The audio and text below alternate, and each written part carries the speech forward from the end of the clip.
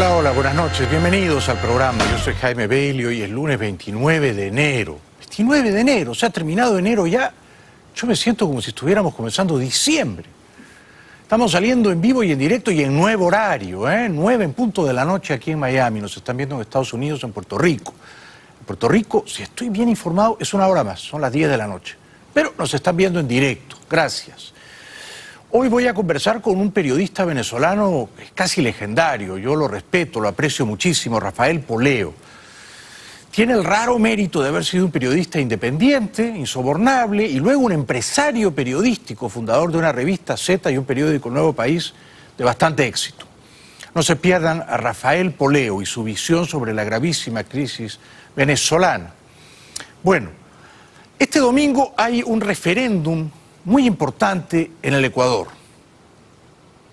El presidente Moreno, Lenín Moreno, ha resultado un parricida. Ha hecho con su antecesor Rafael Correa un poco lo que el tránsfuga, el chaquetero Santos hizo con su mentor Uribe.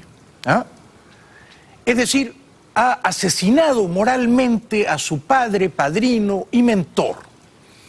Lo ha traicionado. El verbo es un poco severo, pero se ha negado a ser un leal y obsecuente delfín. Entonces, Lenín Moreno ha convocado a un referéndum este domingo. Son 7 preguntas. La más importante es la número 2. Esa pregunta le plantea al pueblo ecuatoriano si el presidente de Ecuador puede reelegirse indefinidamente, como quisiera Correa. Moreno, que ha resultado un presidente más juicioso de lo que yo me imaginaba, quiere abortar la reelección indefinida. Vamos a ver quién gana. El antecesor Rafael Correa, que es muy hablantín, ha regresado de su exilio en Bélgica y está haciendo una campaña feroz contra quien él suponía que iba a ser su leal heredero, el presidente actual Moreno. Entonces es una batalla de egos entre Correa y Moreno. Vamos a ver quién gana ese pulso, ese forcejeo este domingo. Lo cierto es que a Rafael Correa, expresidente del Ecuador, le está ocurriendo algo con lo que no estaba familiarizado en los largos 10 años en que fue un autócrata populista. Y es que por calles y plazas la gente lo repudia, lo abuchea y le tira huevos. Y como él ya no tiene el poder absoluto, empieza a educarse en las lecciones de la democracia, que un demócrata a menudo tiene que enfrentar no solo los aplausos de quienes le siguen, sino también las críticas feroces de sus detractores. Esta es una imagen reciente de esta semana de Correa llegando a una población ecuatoriana recibiendo un baño de huevos.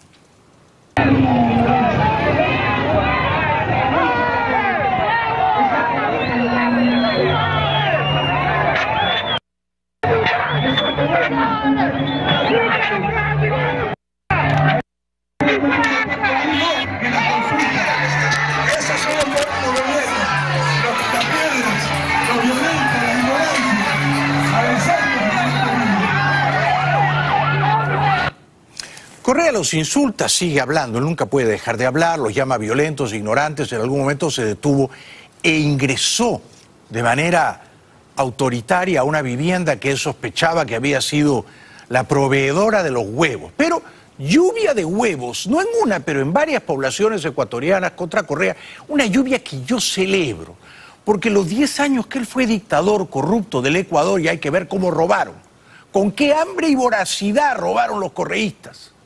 Asaltantes de caminos, pactando por debajo de la mesa con Odebrecht. Bueno, en esos 10 años Correa hizo lo que quiso, silenció a la prensa independiente de una manera matonesca. Bueno, ahora que le lluevan algunos huevos me parece un acto de justicia. Ojalá que gane el sí, ¿verdad?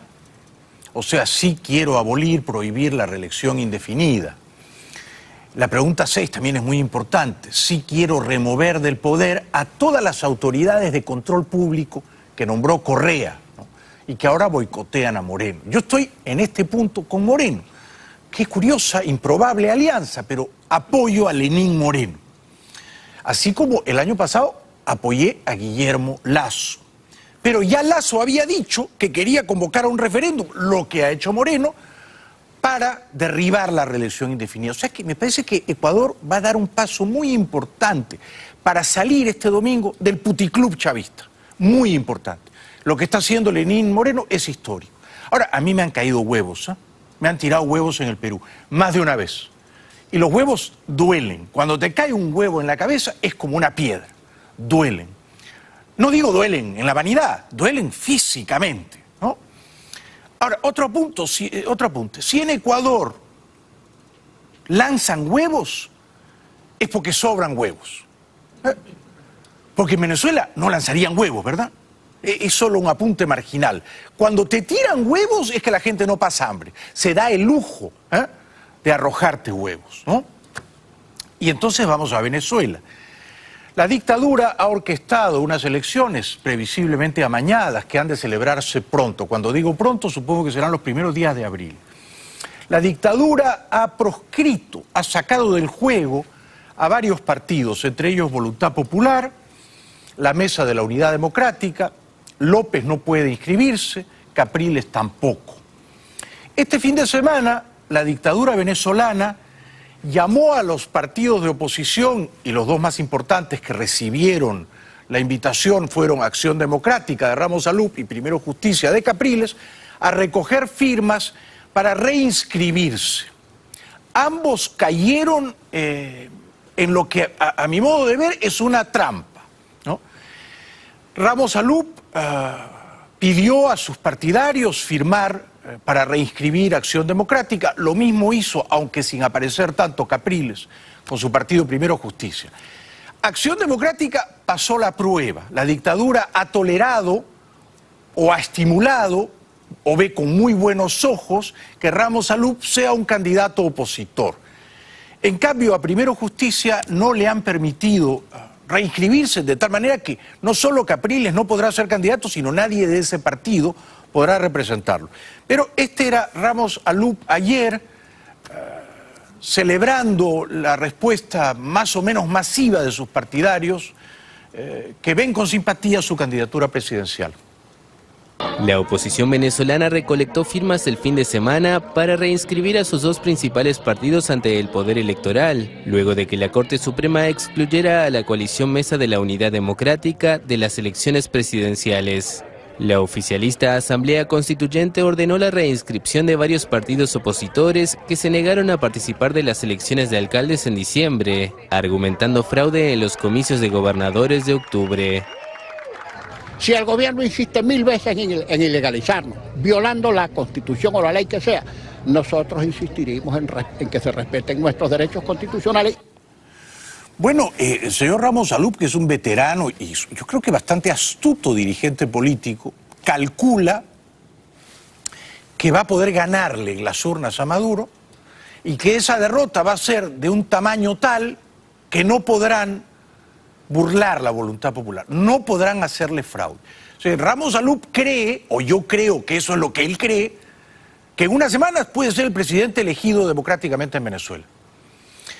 Mi cálculo, por supuesto, está fundado en el cinismo y yo creo que la dictadura no le va a permitir a Ramos Alup ganar, aun si, en rigor, limpiamente, hubiera ganado.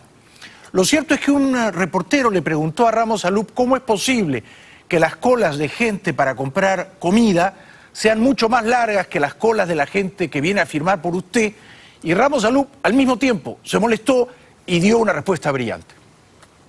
Hay más cola de gente haciendo para comprar comida que para validar a los partidos políticos, los tenemos al frente. Oye, tú no estás descubriendo el agua tibia.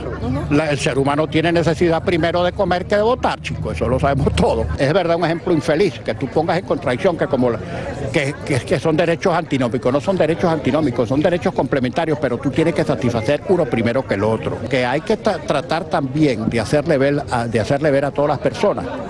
Es que si bien es cierto que es necesario, muy necesario primero comer que votar, porque si no comes te mueres y si te mueres no votas, que para poder comer en algún momento vas a tener que votar, porque si no votas y no cambias esto, vas a perder el derecho a comer. Esa es la respuesta, ¿ok? Bueno, eso es un líder político con el que yo ahora mismo discrepo. Creo que su candidatura es funcional al dictador, que a Maduro le conviene que Ramos Alup esté en la cancha, porque entonces Maduro simula, posa ante el mundo como un demócrata, que tolera candidatos adversarios. Pero es bien sabido que las elecciones en Venezuela son una farsa, y esto no podría ignorarlo Ramos Alup. La gran pregunta es, y se la haré a mi invitado esta noche, Rafael Poleo, ¿por qué entra en la cancha si sabe que va a perder? A menos que él de verdad, genuinamente, in pectore, crea que va a ganar, que puede ganar. Lo cierto es que él describió a su partido Acción Democrática, un partido que tiene más de 7 décadas de existencia, como uno que representa al venezolano promedio. Insisto, Acción Democrática ha quedado habilitada para competir, Primero Justicia de Capriles no. Los ciudadanos que no tienen militancia política, que creen que a los partidos hay que validarlos porque sin partidos no hay democracia, que nos vengan, que nos ayuden. Mira, nosotros en AD, nuestra maquinaria tiene fama de ser eficiente, de ser muy grande, etcétera. Nosotros le hemos pedido con mucha humildad a los venezolanos, a todos. Acción Democrática no es de los adecos, Acción Democrática es un patrimonio político de todos los venezolanos, con sus aciertos y sus errores. Es un partido con 76 años de historia. Entre tanto, los partidarios de Capriles, de Primero Justicia, de Capriles y Borges y otros, trataban de recabar las firmas necesarias para inscribir al partido de cara a las presidenciales. Esto ocurría el fin de semana en Chacao. Estamos en Chacao, Estado Miranda, llamando a votar y a validar por la tarjeta de Primero Justicia. No le regales los partidos políticos Maduro. La manera de enfrentar la dictadura es validando por los partidos. Te invitamos a que venga hoy sábado y el domingo a validar por Primero Justicia en los puntos ya indicados. Pues yo no sé qué ha pasado con Primero Justicia, no sé si en realidad, porque desde acá uno no sabe cuál es la verdad o cómo la están desfigurando, ¿no? No sé si les faltaron firmas, o sea, no sé si la población no respondió al llamado de Capriles, no sé. O si tuvieron las firmas, pero la dictadura tomó la decisión de atropellar esa voluntad popular y de negar la inscripción. La verdad, no lo sé. Yo creo que Maduro quería a Ramos Alup en la cancha y que no quería a nadie, ni de Voluntad Popular ni de Primero Justicia. Y creo que ese úcase imperial es el que ha prevalecido, a pesar de este muchacho de buenas intenciones que creía que a Primero Justicia iban a poder inscribirlo. El proceso ha sido bastante expedito, la gente se ha movilizado para validar en este caso a su partido Acción Democrática y a los compañeros de Primero Justicia, no porque crean en el CNE, no porque crean en la Asamblea Nacional Constituyente del régimen, sino porque ven en esto una oportunidad para no salir del juego, no rendirse, seguir luchando para devolverle la esperanza a todos los venezolanos. Bueno, aquí la gran pregunta es cómo no rendirse y cómo seguir luchando, ¿no? Porque hay dos tesis, ¿no? Una es seguir luchando presentando candidatos, ¿verdad? Otra es no rendirse y seguir luchando negándose a votar y repudiando el fraude seguro, no participando del juego electoral. Son dos estrategias, ¿no? Tenemos que ir un ratito a la publicidad. Más adelante voy a repasar las últimas burlas insolentes de Maduro al pueblo venezolano. Se exhibió en Facebook Live y la verdad es que salió muy mal parado, muy mal parado. Y más adelante viene un gran periodista venezolano, Rafael Poleo, no se pierda su testimonio. Con todo eso regresamos en un par de minutos, ya volvemos. Bienvenidos de vuelta al programa, estamos saliendo en vivo, en directo y en un nuevo horario, son las 9:16 de la noche aquí en Miami. En unos minutos voy a conversar con un gran periodista venezolano, Rafael Poleo, un periodista que ha hecho historia en su país, en Venezuela. Fundó la revista Z, el diario El Nuevo País, y es siempre una voz lúcida. Creo que vamos a discrepar. Creo que él apoya que la oposición participe de las elecciones que se avecinan. Yo, en cambio, veo con simpatía que la oposición la repudie del todo, pero eso no va a ocurrir porque ya hay varios dirigentes, entre ellos Ramos Alup, que se han inscrito o preinscrito este fin de semana. Entre tanto, el dictador, el elefantiásico dictador Maduro, anuncia que si lo reeligen hasta 2025, va a preservar el derecho a la felicidad. Suena a burla, ¿no? Hacia adelante para trabajar con fuerza en esta tierra, para brillar, seguir con la Quiero ser el presidente que garantice el derecho a la felicidad, al deporte, a la vida social, a la comunidad de la juventud. El carnet de la patria para un mejor vivir. Bueno, pero es que ser feliz si uno no puede comer, si uno pasa hambre, parece imposible, ¿no? Ser feliz si uno está enfermo y va a la farmacia y no hay medicinas, parece imposible ser feliz en esas circunstancias agobiantes. Pero aun si uno pudiera comer todo lo que le apetece y tomar todas las medicinas que necesita y hasta las que no necesita, como yo, si uno no es libre, es difícil que uno sea feliz. O sea, aun si en Venezuela hubiera bastante comida y las farmacias estuvieran bien surtidas, el solo hecho de saber que tu opinión no cuenta, que no eres un ciudadano con derechos, que cuando vas a votar se roban tu voto, eso conspira contra la felicidad. Porque en una dictadura uno no es ya un ciudadano, uno es un súbdito, uno es un esclavo, uno se convierte en un zombi. ¿Se puede ser feliz bajo una dictadura? No lo sé, no es solo una pregunta retórica. Yo digo que no.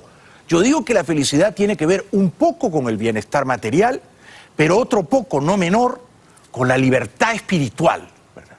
La libertad de poder decir lo que piensas, de expresarte en el sentido que desees. Todo eso ahora está negado en Venezuela y por eso más o menos el 20% de la población se ha ido al exilio, ¿no?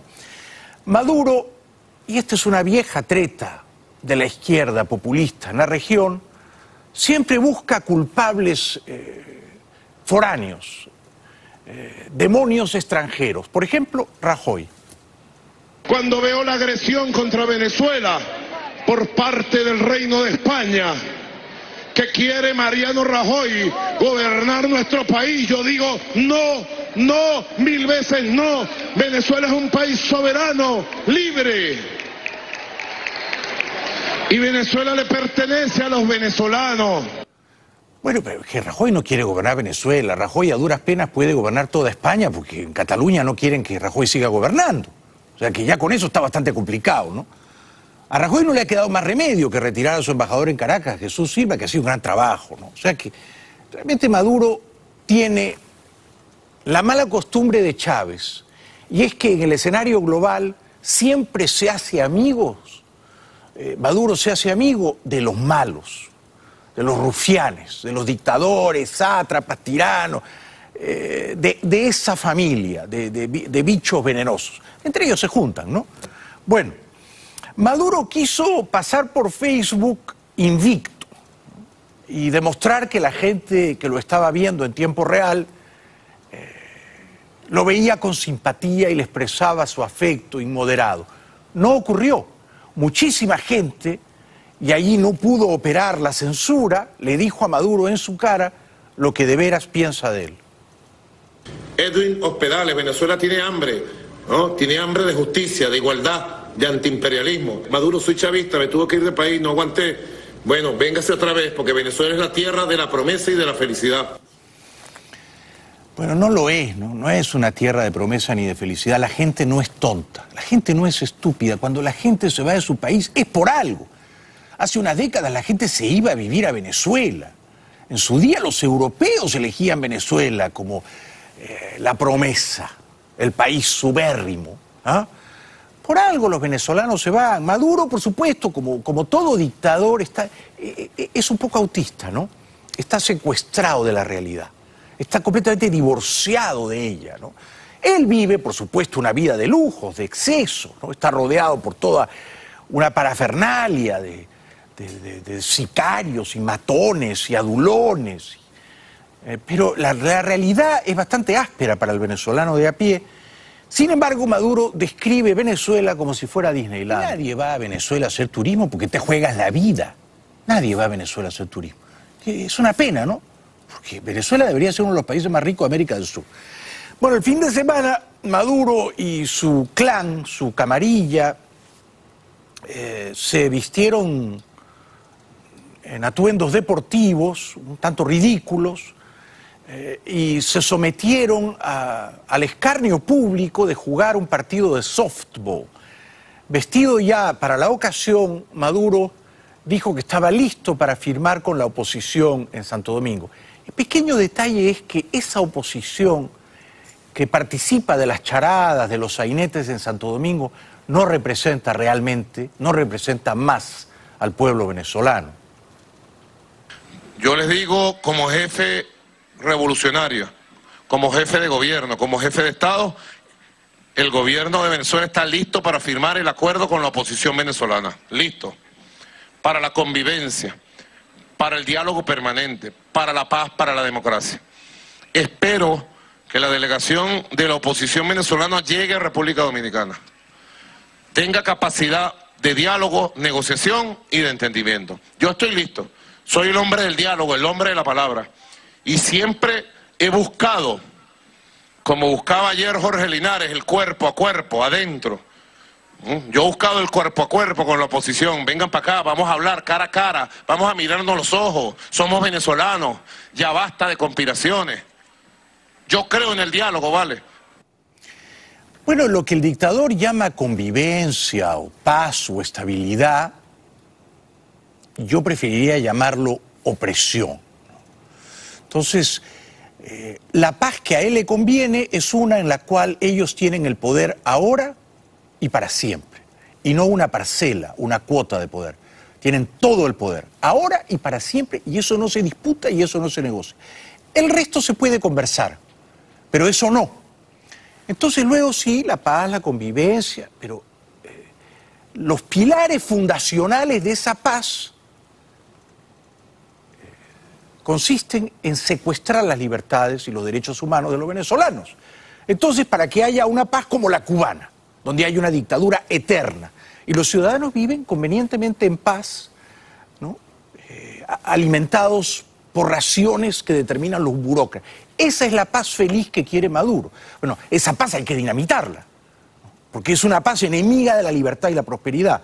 Sin embargo, en Santo Domingo, en la Cancillería en Santo Domingo, van algunos señores que dicen representar al pueblo venezolano, señores de la oposición, que yo creo que son simplemente mequetrefes, ¿no?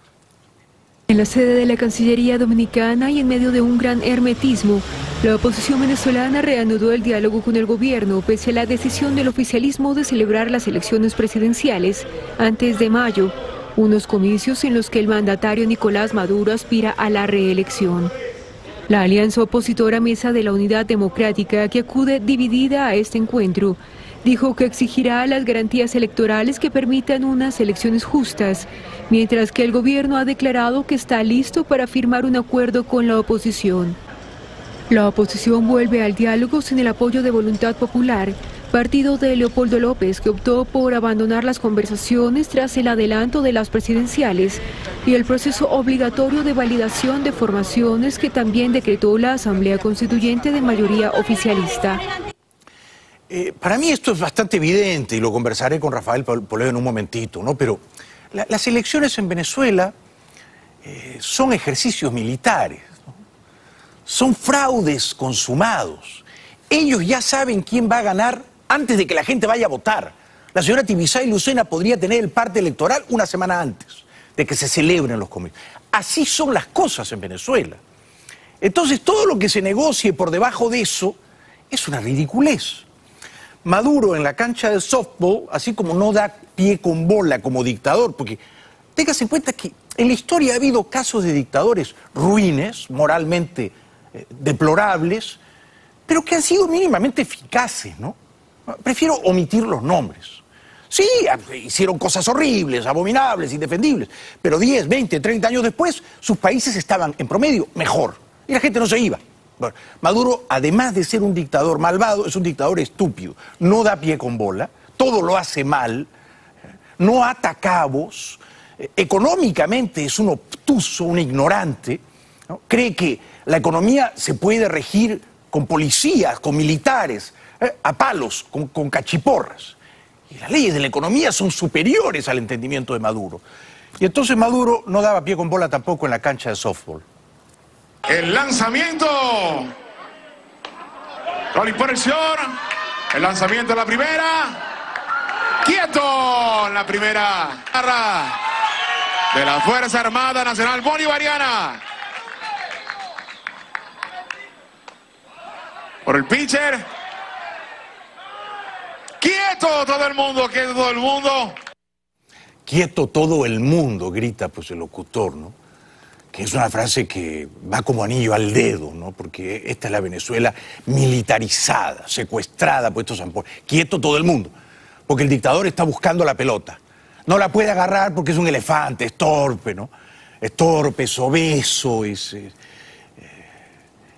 todo en él es desgarbado, desmañado, ¿no? Chapucero, un dictador torpe, de punta a cabo, un imitador realmente patético de Chávez. Bueno, para ir terminando, porque viene Rafael Poleo, Óscar Pérez, que fue un héroe, que en paz descanse, era optimista. Este audio lo confirma. Todo lo malo tiene un momento de declive para que venga lo bueno. La vida es cíclica y repetitiva, no se extiende por siempre. Como dice la canción, lo malo no dura 100 años. Un cuerpo que lo resista. Oíste, claro que sí, solución, y vamos a dar una solución, te lo aseguro. Un policía de ese cuerpo de élite, la Policía de Investigaciones Científicas, émulo, discípulo de Pérez, quiso dejar este mensaje para la historia. Amado bravo pueblo de Venezuela, ahora yo me pregunto, ¿ustedes aceptan ir a unas elecciones con los tramposos y con los asesinos? Son personas que, por ejemplo, conmigo, eliminaron todo mi historial del CICPC, del Ministerio de Educación Superior, del Seguro Social, del Ministerio de Interior y Justicia. Eliminaron, yo no existo. No sé si todavía soy venezolano. Tienen el poder y la capacidad para hacer eso y mucho más. Ah, bueno, y aparte de eso, ahora me sentaron expediente. Soy un criminal. No soy policía, soy criminal. Y los delincuentes, asesinos y colectivos, ellos sí son funcionarios. Ahora, yo no importo. Yo soy un solo hombre, una sola vida. Todos ustedes son casi 40 millones de venezolanos. La pregunta es, con esa clase de gente, ¿ustedes van a ir a elecciones? ¿Qué es esto? Esa es la pregunta que le haré en un momentito a Rafael Poleo, gran periodista venezolano. Pero no diga que su vida no importa. Justamente ayer en el New York Times leí una larga entrevista a Bill Gates. Y Bill Gates decía, primero, el mundo está mucho mejor, mucho mejor. Nunca en la historia de la humanidad ha habido menos guerras, menos muertes por guerras, menos muertes violentas, por homicidios, por asesinatos. El mundo es mejor. Los jóvenes de hoy no son más bobos que los de hace 50 años. Al contrario, son mucho más listos que nosotros. El mundo, debido a los cambios tecnológicos, es un mejor lugar para vivir. Gracias también a gente como Bill Gates, ¿no? Que está combatiendo enfermedades en el África de una manera admirable. Pero a lo que iba, y Bill Gates decía, todas las vidas valen lo mismo, todas valen lo mismo. ¿Ah? Un niño con polio, un niño con malaria, un niño famélico en África, su vida vale lo mismo que la nuestra. Entonces, no diga usted que su vida no vale, su vida vale. Vale igual que la de cualquier venezolano. Y acaso vale un poco más que la de Maduro y Cabello, porque al menos usted tiene un espíritu libre. Bueno, como los venezolanos no tienen que comer, ven un camión lleno de pollos, por ejemplo este, y lo asaltan, es comprensible.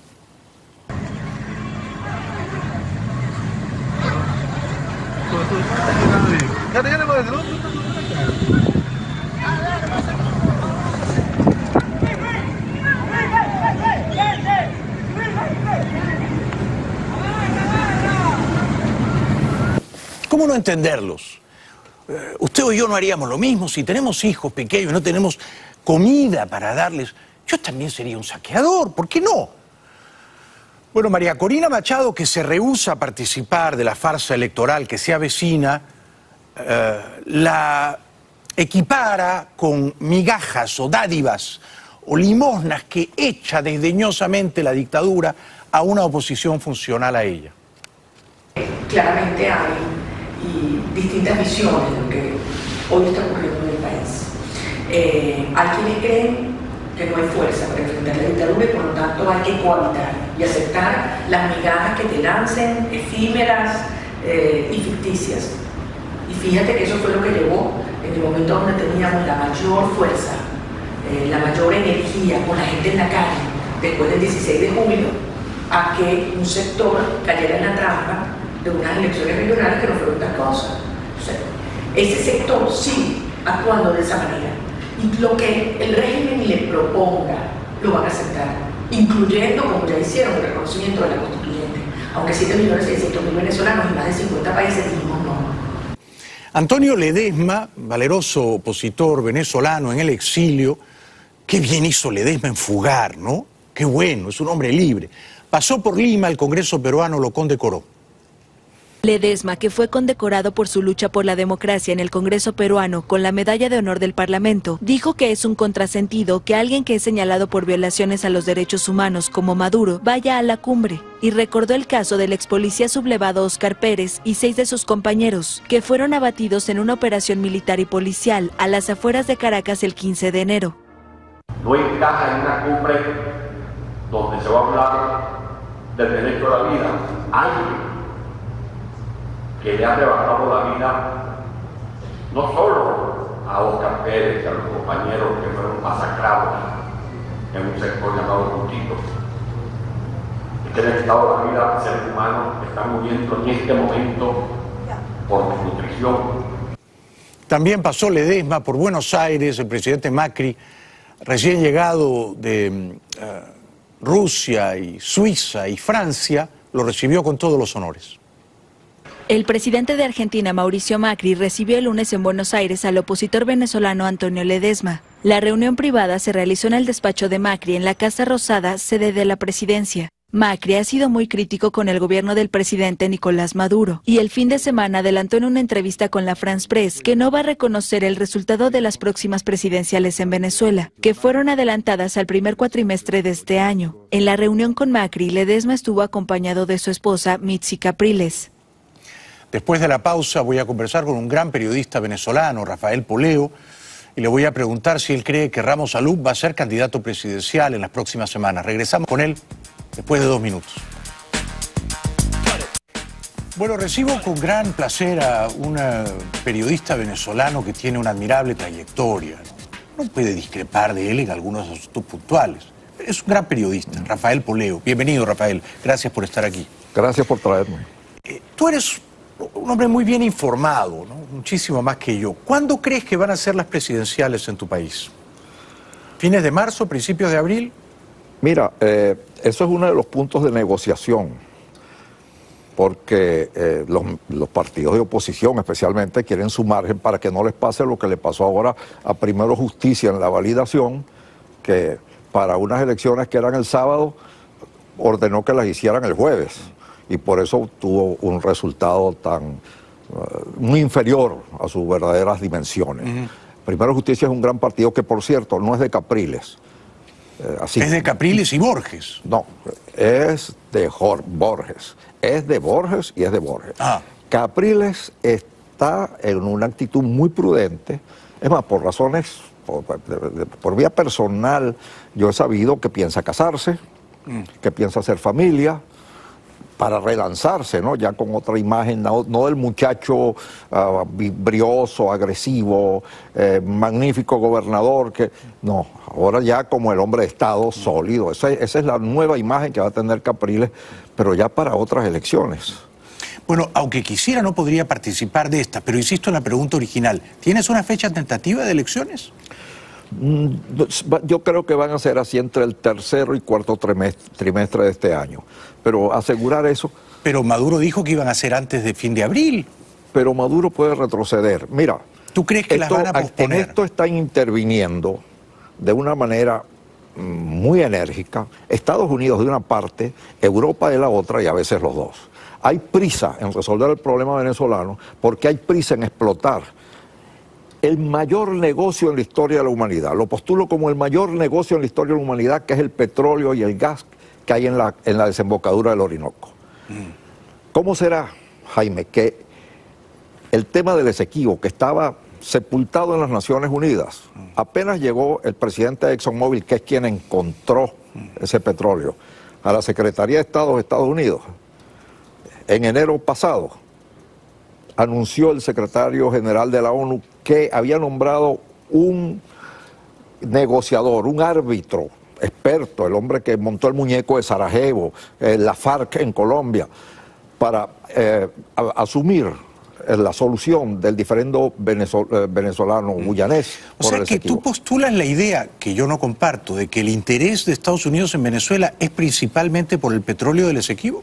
Tú eres un hombre suficientemente culto para saber que en la historia de la humanidad ¿tú crees que los negocios determinan la política? Sí, pero, déjame decirte el pero. Mira, Estados Unidos este año 2018 va a producir más petróleo, ojo, que Arabia Saudita. Espérame. Y va a rivalizar con Rusia como el primer productor de petróleo del mundo. Mira. Gracias a las nuevas técnicas de exploración y sobre todo de explotación, Estados Unidos tiene ahora unos músculos en la industria petrolera que nunca en su historia tuvo. O sea, que no creo que Estados Unidos esté tan necesitado del petróleo venezolano. No es que lo necesite, es que es un gran negocio. Acuérdate que desde que llegó Trump a la presidencia ya no hay más calentamiento global. Se va a quemar el petróleo que queda en el mundo los próximos 20 o 30 años y ese es el negocio. Se va a quemar a presión. Mira. Discrepo.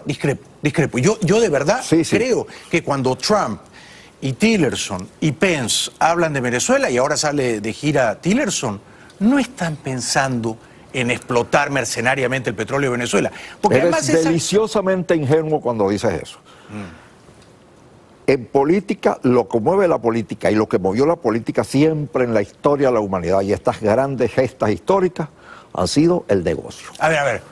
Permíteme, el negocio es legítimo. Lo que pasa es que la palabra negocio... Cuando el señor Bush papá intervino militarmente en Panamá, sacó a un ex hombre de la CIA, que se había convertido en un narcotraficante, lo metió en la cárcel, que es el destino que merecen Maduro y Cabello, y eliminó a las fuerzas militares panameñas. Dime tú cuál era el negocio crematístico para... el canal que estaba amenazado, el canal de Panamá en menos... que la comunicación vital entre el Atlántico y el Pacífico, entre Oriente y Occidente. No lo hizo por eso. No lo hizo por el canal. Lo hizo porque Noriega era un hombre de la CIA y lo traicionó y era un narcotraficante. Esa es una buena razón también. Esa fue la razón. Esa es una buena razón también. Eso es una buena razón. Traicionó a los Estados Unidos en el control. ¿Y por qué era un hombre de la... ¿Por qué la CIA pone un hombre en el canal de Panamá? Pero nos estamos yendo de Venezuela. Lo pone porque tiene que tener control sobre el canal de Panamá y tiene que tenerlo. Sería irresponsable que no lo tuviera. Sería alarmante que no lo tuviera.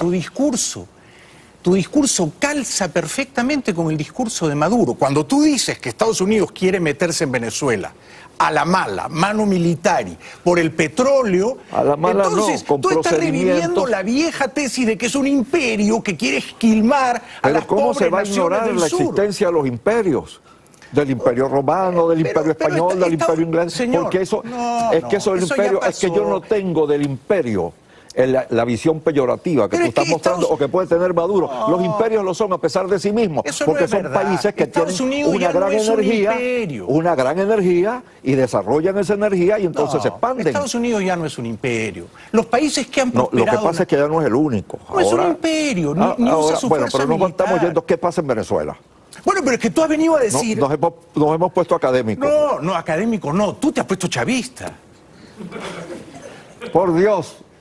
Que tú digas que Estados Unidos se quiere meter a explotar el petróleo venezolano, eso es hacerle un regalo a Maduro. Totalmente. Porque eso es lo que Maduro le dice al pueblo. Maduro todos los días le dice... No es el petróleo venezolano, es el petróleo guyanés. No me dejas terminar. Entonces te voy a dar los hechos. Yo no voy a opinar más. Maduro todo el día dice se quieren meter a explotar nuestras riquezas. Yo te voy a dar información si me dejas. Si me dejas, que se nos consume el tiempo...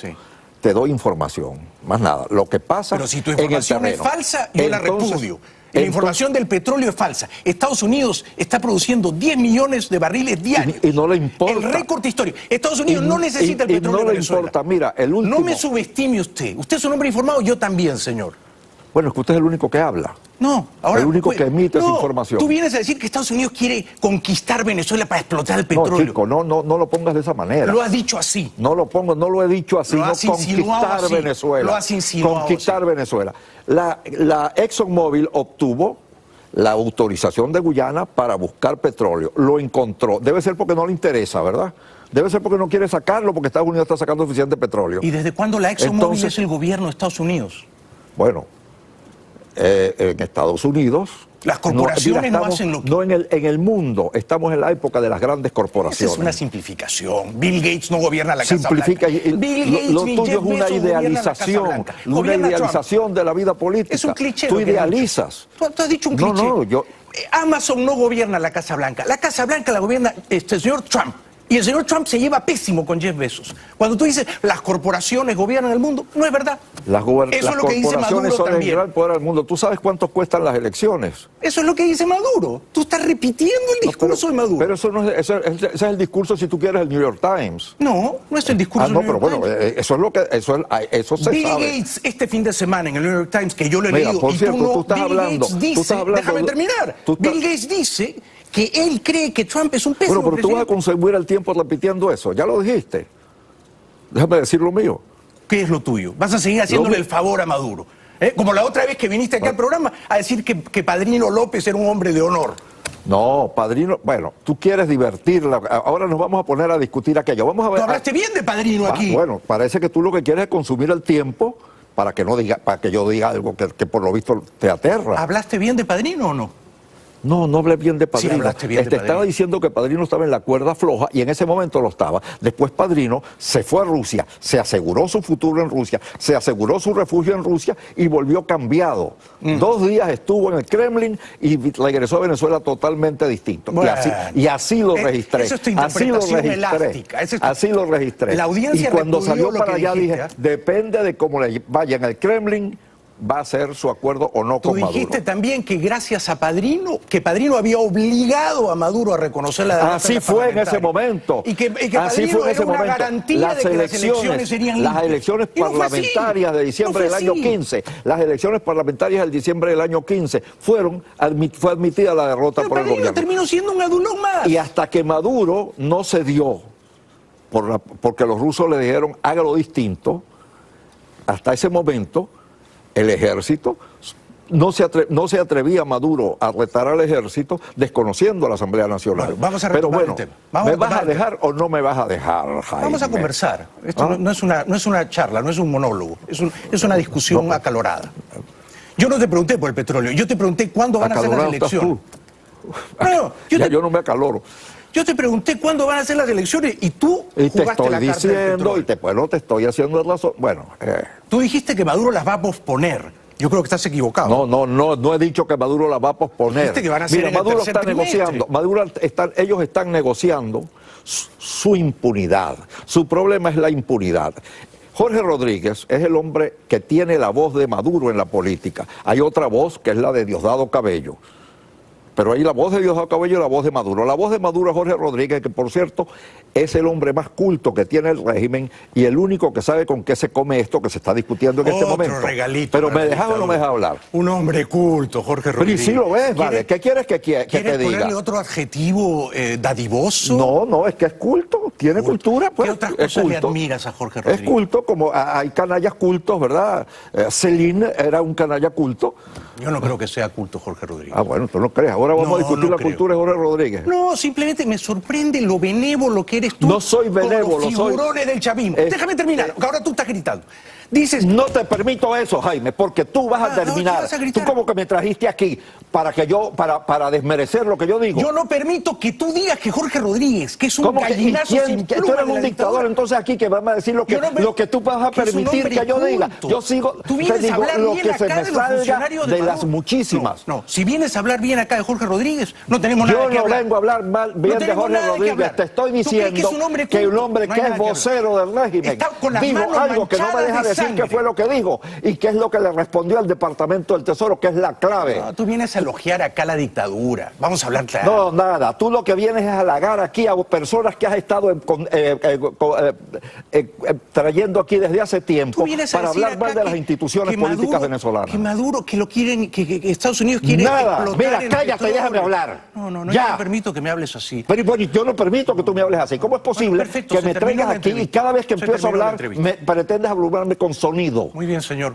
Vaya usted, mándele un mensaje a Jorge Rodríguez y dígale, es usted tan Estoy cool. diciendo que el hombre más preparado que tiene el régimen es Jorge Rodríguez. Idiotas no serán cuando nos han hecho lo que nos han hecho. Muchas gracias por venir. Entonces, Jorge Rodríguez... Muchas gracias por venir, señor. Dijo, usted me dijo, cállate, yo me callo, vamos a la publicidad, la entrevista se ha terminado. Regresamos después de la pausa. Bienvenidos de vuelta al programa. Bueno, estamos saliendo en directo. Lo bueno de salir en directo es que cuando hay una pelea áspera, como la que acaban ustedes de presenciar, las cosas salen tal como son. No hay maquillaje ni hay filtro. Yo, la verdad, tenía la mejor opinión de Rafael Poleo. No tenía ganas de pelearme con él. He dormido bien, estoy bien medicado. Mis primeras 3 preguntas eran las siguientes. Voy a compartirlas con ustedes porque solo pude hacer una de las 3. La primera era, ¿cuándo crees que van a ser las presidenciales? Porque yo creo que van a ser fines de marzo, principios de abril. Él fue evasivo, no respondió. Lo tuve que ajustar un poquito y cuando yo insistí en la fecha, él dijo, y yo creo que no me puede estar fallando la memoria tanto, que las elecciones no van a ser antes del 30 de abril. Él dijo que van a ser en el tercer trimestre, hacia finales de año. Bueno, ok. Mi segunda pregunta era, y no la pude hacer, porque él entró saliéndose del tema, en la idea de que Estados Unidos quiere apoderarse del petróleo venezolano, que eso será el mejor negocio de la historia. Así lo dijo él, yo no le pregunté por eso. Mi segunda pregunta era, ¿Ramos Alup va a ser candidato presidencial?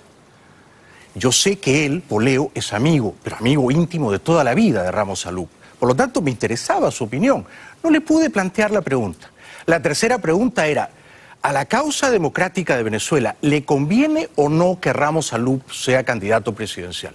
Yo estoy seguro, no alcancé a plantearle la pregunta a Poleo, que él me iba a decir que sí, que Ramos Alup debe inscribirse, que Ramos Alup puede ganar, que Ramos Alup puede dar la gran sorpresa, el batacazo, y que a lo mejor en unas semanas o en unos meses Ramos Alup es elegido presidente de Venezuela y Maduro y Cabello se tienen que ir a la cárcel. Este era mi plan mínimo para comenzar. Pero el señor Poleo, que no está acostumbrado a que un periodista lo trate de igual a igual, tú estás informado, yo también, tomó un desvío, se fue por un vericueto zigzagueante y dijo algo que a mí me sorprendió. Yo ya lo tenía a él como un periodista que con los años se ha vuelto moderado, conciliador y que tiene amigotes en la narcodictadura venezolana.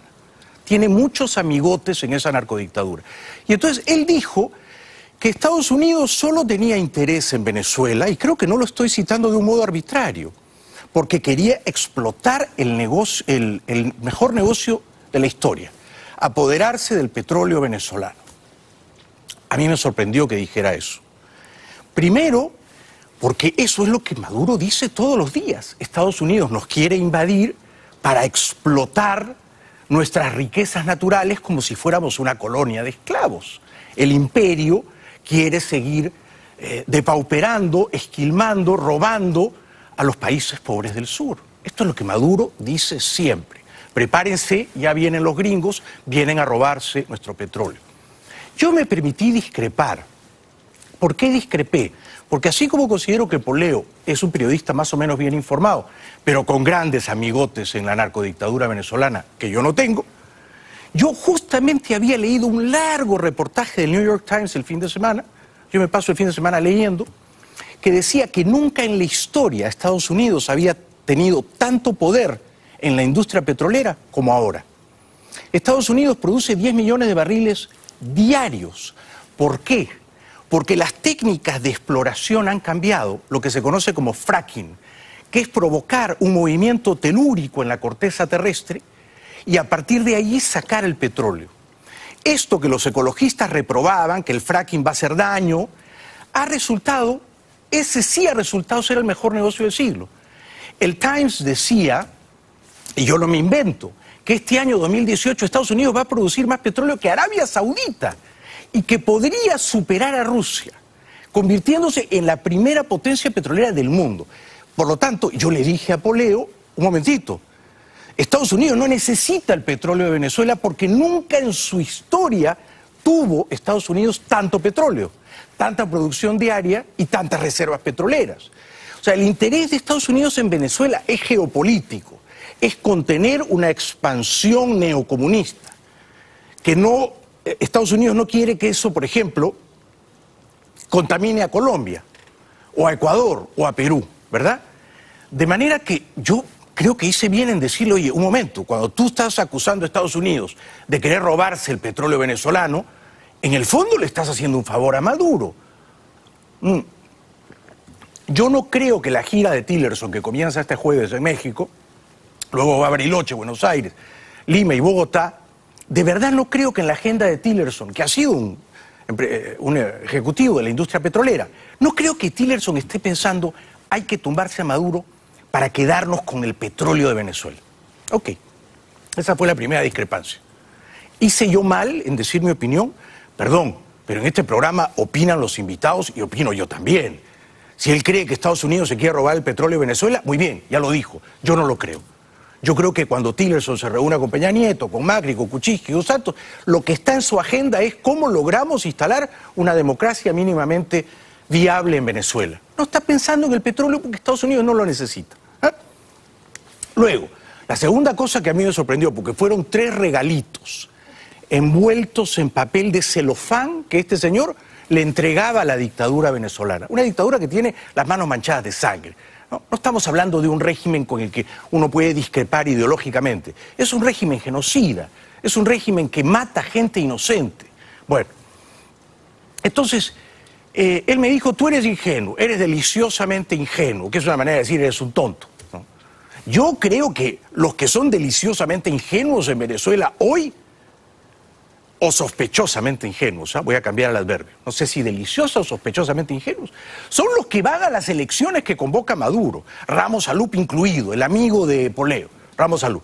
Él es amigo íntimo de Ramos Alup y de Julio Borges. Entonces él les dice, sí muchachos, vayan, inscríbanse, ustedes pueden ganar. Y bien saben que no van a ganar. Pero entonces Poleo, que no quería un contrapunto, que no quería que sus opiniones tuvieran una cierta fiscalización de mi parte, que quería que yo fuera aquí una especie de monito amaestrado, que estoy de acuerdo en todo lo que tú dices, ¿no?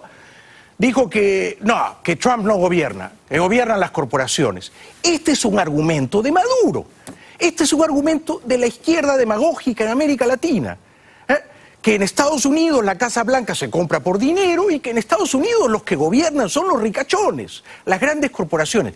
Eso que suena bonito, ¿verdad?, que suena a lo que decía Bernie Sanders, no es verdad. Y yo le puse 2 ejemplos. El hombre más rico del mundo es Jeff Bezos. Tiene una fortuna estimada en 113 mil millones de dólares. 113 billones de dólares. Uno de los hombres más ricos del mundo es Bill Gates. Tiene una fortuna estimada en 80 billones de dólares. Ok. ¿Ellos dos tienen alguna influencia en la Casa Blanca de hoy? 0. 0.0. Ellos ni quieren hablar con Trump, ni quieren reunirse con él, ni lo ven con simpatía, ni influyen. Al contrario, lo ven con pavor. Entonces, no es verdad, como dijo Poleo, haciéndole de nuevo un favor a Maduro, que en Estados Unidos gobiernan las grandes corporaciones y que las grandes corporaciones se quieren robar, se quieren tirar el petróleo venezolano. Pero luego, la gota que yo creo que derramó el vaso, por su parte y por la mía, porque él me gritó y yo lo grité, él me mandó a callar y yo le dije, esto se ha terminado, ¿no?, fue cuando él dijo que Jorge Rodríguez es un hombre culto. Perdónenme, pero en ciertos momentos yo no puedo ser tolerante, benévolo, paciente, con alguien que viene aquí con el propósito deliberado de elogiar de un modo taimado a agentes perversos de una dictadura como la venezolana. Jorge Rodríguez, a mi modo de ver, es un tipo repudiable, verdaderamente despreciable. Es un representante de una narcodictadura, es un enemigo de la libertad, es un sujeto que socava lo poco que quedaba en pie de democracia, de decencia, de respeto en Venezuela. Entonces que venga Poleo acá a decir, Trump se quiere tirar el petróleo de Venezuela, en Estados Unidos gobiernan las corporaciones, y Jorge Rodríguez es un hombre muy culto, que sabe mucho de política. Bueno, yo la verdad no puedo ser amable e imparcial con un individuo que viene aquí a defender la agenda chavista madurista. Y por eso las cosas terminaron como terminaron. Mis cartas están siempre abiertas. Yo muestro mis cartas. Son transparentes. Y fue evidente que Poleo no quería aceptar una entrevista mínimamente acuciosa, desconfiada, descreída. Un momentito, esto es lo que tú has dicho, yo pienso esto otro. A él ese contrapunto le resultó hiriente, gritó, me mandó a callar como si yo fuera soamanuense, y yo no soy soamanuense. Entonces, si él grita, yo también grito, y si él considera que nos debemos callar, nos callamos. Y será hasta la próxima. Regresamos después de la pausa. Bueno, Rafael Poleo ha elegido pasar a la historia así, como un hombre que vive en Miami, muy cómodamente, tiene mucho dinero, y que cuando viene a este programa, porque la otra vez vino y habló bien de Padrino, y a mí me sorprendió en redes sociales porque muchos venezolanos dijeron, pero ¿cómo puede Poleo venir al programa de Bailey a decir que Padrino va a sacar a Maduro y que Padrino es la solución, que Padrino es un hombre de honor? Bueno, esa fue una carta arriesgada que jugó en aquel momento. Pero aquel momento era otro momento y parecía que podía ocurrir un alzamiento militar en Venezuela. Pero ahora él eligió venir acá a decir que Jorge Rodríguez es un hombre muy culto. O sea que él, por lo visto, tiene una cierta debilidad en los afectos y en las palabras por personajes que a mis ojos son repudiables. Es decir, si uno tiene que elegir un adjetivo, es importante que uno sea preciso, ¿verdad? Si uno tiene que describir a un sicario político, a la gente de una dictadura, a un sujeto que tiene las manos manchadas de sangre, uno no puede decir, esa persona es muy culta, ha leído mucho, ¿verdad? Porque si tuviéramos que definir a Hitler, sería una ofensa que yo dijera, Hitler era vegetariano. Sí, era vegetariano, pero eso no lo describe, ¿verdad? Era un monstruo. Es irrelevante que fuera vegetariano. Era un monstruo, era moralmente un sujeto horroroso. Si yo, un solo adjetivo, si yo dijera Churchill era alcohólico, ¿mentiría? No. Churchill era alcohólico, desayunaba whisky. ¿Pero haría justicia a la verdad si yo dijera Churchill fue un alcohólico? No, ¿verdad? Porque no fue un alcohólico, fue un héroe para el pueblo británico, ¿verdad? Entonces, hay que tener cuidado con los adjetivos. Y si tú estás aludiendo a un sujeto que está en Santo Domingo tratando de engatusar a la oposición para que en Venezuela no haya nunca elecciones libres, decir que es un hombre culto le hace un flaco favor a la verdad. Entonces, esta es una tribuna periodística, esta, la mía, no la de Poleo. Él tiene su revistita, su periodiquito, él pacta con el régimen, tienen sus negociados. Bueno, ¿de dónde viene la plata? Esta es mi tribuna periodística y acá yo sí elijo las palabras. Yo sí las elijo. Es una de las pocas cosas que puedo elegir en mi vida. ¿Qué palabras digo y qué palabras no digo? ¿Y qué palabras dice mi interlocutor que en mi opinión merecen una contestación moral, una impugnación moral? Entonces, que él diga Jorge Rodríguez es un hombre culto, es como que diga Maduro es un buen papá. A lo mejor es un buen papá, a lo mejor es cariñoso con su hijo y en Navidad le hace regalos lindos. Pero yo no puedo tolerar que cuando hay gente que se está muriendo de hambre en Venezuela, venga acá un periodista paniaguado de la narcodictadura a decir, es un hombre culto. No, oiga, tenga usted más cuidado con los adjetivos. Elija bien el adjetivo que le calza moralmente a ese sujeto. Ese fue el origen de la riña. Él tiene amigotes en la narcodictadura, yo no los tengo ni quiero tenerlos. Y si algún día vienen acá y me matan, me matarán. Pero lo que no van a conseguir es callarme, silenciarme como quiso él. Porque cuando él me dijo, ¿te callas? Yo dije, no, eso yo solo se lo permito a mi mamá. Pero acá habla él y hablo yo también. Opina él y opino yo también. Si él creyó que venía acá a que yo estuviera calladito, obsecuente, disminuido, no, se equivocó. No, se equivocó. Él pensó que él era un peso pesado y yo era un peso pluma. Y resultó que los dos éramos peso mosca, pero más o menos el mismo peso. No digo pesados, pero mosca. Bueno, ahora sí, ¿vamos a los videos o quieres que hagamos una pausa? Vamos a una pausita. Erwin me está dando toda clase de infusiones para calmar los nervios. Están un poco excitados los nervios. Pero esta es la buena televisión, ¿o no? Cuando hay un guión, cuando las dos partes piensan que todo va a salir bien y luego es un choque de trenes y queda sangre desparramada. Es la vida misma. Ya volvemos.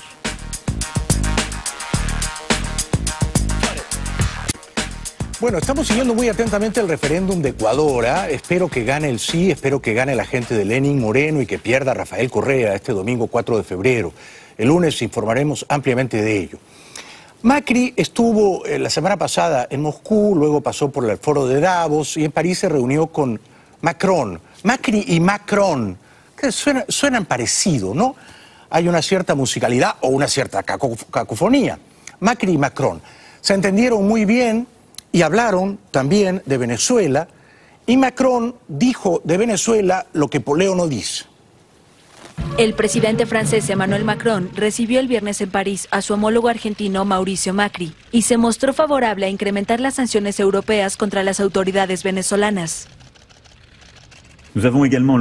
También discutimos extensamente con el presidente la situación de derechos humanos en el mundo y evidentemente más en particular la situación en Venezuela. Tanto la degradación de esta situación y la deriva autoritaria inaceptable que sigue el régimen actual.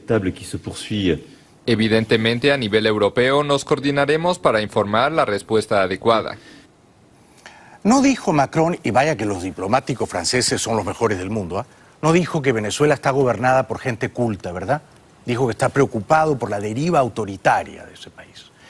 Y Macri tampoco se cayó nada sobre Venezuela. Macri ya ha dicho no vamos a respetar las elecciones. Poleo cree que esas elecciones no van a ser pronto. Yo sí creo que van a ser fines de marzo, principios de abril, y lo reitero.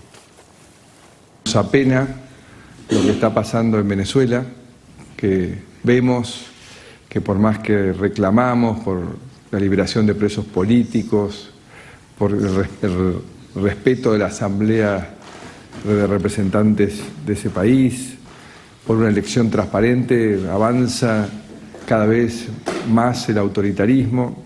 Hace rato que eso ya no es una democracia.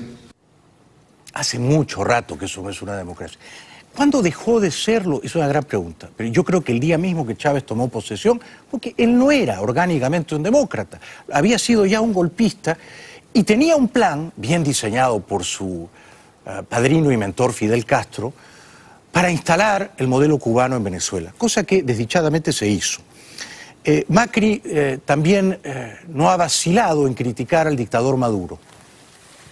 Maduro se ha cansado de tomarle el pelo a toda la región, al mundo entero, ha generado el optimismo a partir de intermediaciones, de líderes de todas partes del mundo, para lo único que ha hecho es cada vez más, digamos, avasallar los derechos de los demás, no respetar los derechos humanos, transformar una democracia inicial en una dictadura, y ahora dice que va a ser una elección de vuelta como el anterior sin opositores, para decir que es un presidente elegido democráticamente. La Argentina no va a reconocer esa elección. Saludo la lucidez y la valentía de Mauricio Macri, que por suerte no está en solitario, porque en estos tiempos lo que dice Macri lo suscriben también Piñera, el presidente electo de Chile, Kuczynski, el de Perú, Santos, el de Colombia, y muchos otros, ¿no? Quizá incluso Lenín Moreno, quizá incluso el ex correísta Moreno. Bueno, hoy lunes Macri hizo un anuncio que a mí me parece altamente plausible, que es: 1 de cada 4 cargos públicos en la Argentina se va a eliminar. Es una reducción significativa de la burocracia. Vamos a reducir 1 de cada 4 cargos políticos del Poder Ejecutivo Nacional. La segunda, este año los funcionarios no tendrán un aumento de sueldo. Y la tercera, a partir de ahora, los familiares de los ministros no van a poder ser parte del gobierno. Por eso vamos a reducir cerca de un 25% de cargos políticos. Es un 25% del presupuesto de la política en el Poder Ejecutivo. Esto equivale aproximadamente a 1.000 cargos y un ahorro de 1.500 millones de pesos por año. Aplaudo a Macri, creo que está haciendo un gran gobierno. que muy valiente. Bueno, Juan Orlando Hernández ha tomado posesión como presidente reelegido, pero tramposamente reelegido de Honduras, ¿no? La Constitución no le permitía reelegirse, le ha importado poco y nada. No sabemos si la mayoría del pueblo de verdad votó por él o por Nasrallah. Y entonces hay en el ambiente, hay la sensación de que Hernández ha hecho las cosas mal. Por la derecha ha hecho lo que desde la izquierda han hecho los chicos malos del chavismo en las últimas décadas. El presidente de Honduras, Juan Orlando Hernández, asumió el sábado su segundo mandato, mientras la oposición seguía protestando contra lo que considera un fraude en los polémicos comicios de noviembre. Hernández recibió la banda presidencial en el Estadio Nacional de Tegucigalpa, colmado de simpatizantes y resguardado por varios anillos de seguridad con policías y militares. Frente al pueblo hondureño, me comprometo a desarrollar un proceso de reconciliación entre todos los hondureños, como debe ser. Sus adversarios se concentraron en la colonia capitalina de Miraflores, donde fueron despejados por la policía con gases lacrimógenos mientras intentaban marchar hacia el lugar de la investidura. Bueno, la reconciliación de Hernández suena un poco a la paz o a la convivencia de Maduro. No es posible, señor Hernández, tal reconciliación cuando usted se ha robado las elecciones. Entonces, no pretenda usted que el bando que ha sido víctima de un desfalco electoral lo olvide, tenga amnesia y se abrace con usted, porque la gente no es tonta. O sea que una reconciliación o una convivencia no pueden basarse en la injusticia. La mayoría tiene que ser respetada y la minoría también, ¿eh? Porque una democracia gobierna la mayoría, pero la minoría tiene voz, no se la atropella y no se la ilegaliza como hace Maduro. Bueno, en Colombia ha pasado algo increíble. Santos traicionó los ideales democráticos republicanos, pactó de una manera infame con las FARC, no ha podido llegar a un acuerdo semejante con el ELN, que es otro grupo terrorista nacido a inspiración de Fidel Castro, y en represalia, este fin de semana hubo un feroz, sangriento atentado terrorista en Barranquilla. Han muerto varios policías. Al menos 5 policías murieron y 41 resultaron heridos el sábado en un ataque con explosivos contra un cuartel en la ciudad colombiana de Barranquilla. Según el comandante de la policía local, varios hombres al parecer dejaron una bomba dentro del cuartel y la activaron a control remoto. Uno de los presuntos agresores fue capturado. Las autoridades estiman que detrás del atentado pueden estar organizaciones dedicadas al microtráfico de drogas.